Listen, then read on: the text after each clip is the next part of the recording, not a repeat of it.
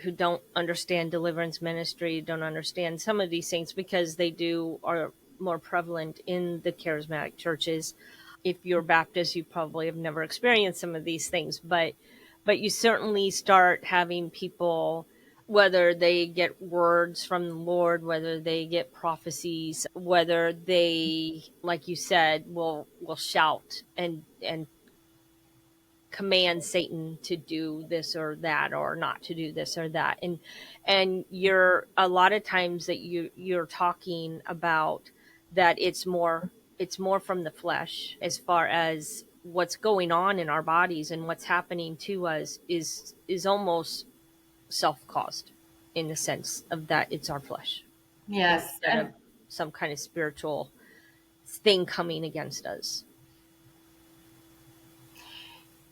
Yes, Stephanie. And, when you were speaking, it reminded me of Jude, because he says, "Yet in the same way, these people also, by their visionary dreaming, defile the flesh, reject the Lord's authority, and defame glorious beings." Those are angels. But when Michael the archangel, disputing with the devil, was arguing about the body of Moses, he did not dare to render a judgment against him for slander, but said, "May the Lord rebuke you."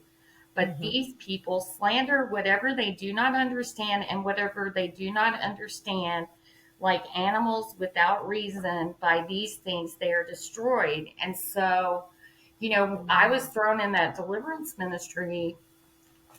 So a year later, after being homeless and everything else, I was thrown into all types of ministries, and I believe it was all part of God's design and plan for me and for my pen. Because if you don't experience things, it's hard to write about them. Mm-hmm. And so write what you know. Right. But when I was in the deliverance ministry, I noticed that people would come in that were in need of counsel and prayer and deliverance. And the pastor would make them write down every person they ever slept with in their life, every person they ever kissed, if there was anyone in their family who were Mormons or Latter-day Saints or any type of cult they thought, or any Satanism or any tarot readings or everything. And I thought, well, when Yeshua cast out demons, he didn't make them sit down. He just said, "Be free."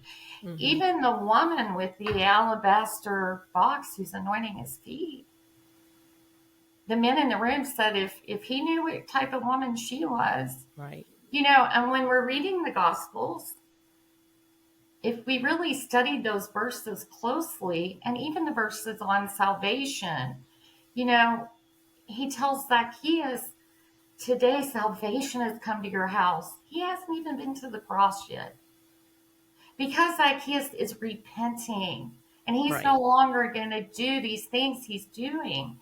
And so once I started seeing all this fear involved in this ministry of sorts, and seeing the pompousness and the pride of commanding angels and doing all these things that we never read the apostles or anyone doing. Matter of fact, we don't hear them yelling or screaming at Satan once. Yes, the man Peter, Yeshua tells him, "Get behind me, Satan," because that word means adversary. And Peter was being an adversary.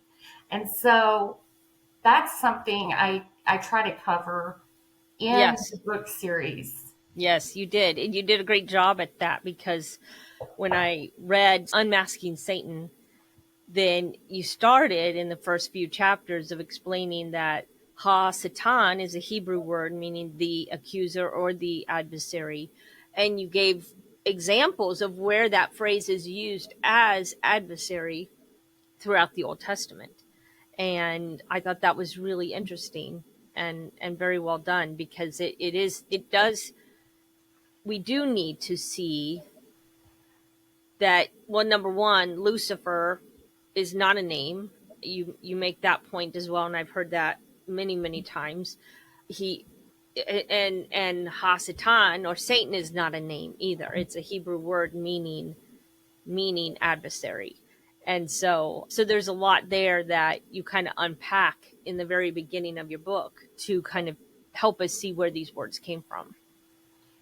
Yes, because it's interesting when we start looking very closely at the Old Testament or Tanakh, we don't hear about all these demons and Satan until Mm-hmm. the Newer Testament, the Brit, where, you know, there's been a lot of time, especially in the exile, where a lot of Hellenism and a lot of things have crept in, even into, yes, Judaism. Mm-hmm.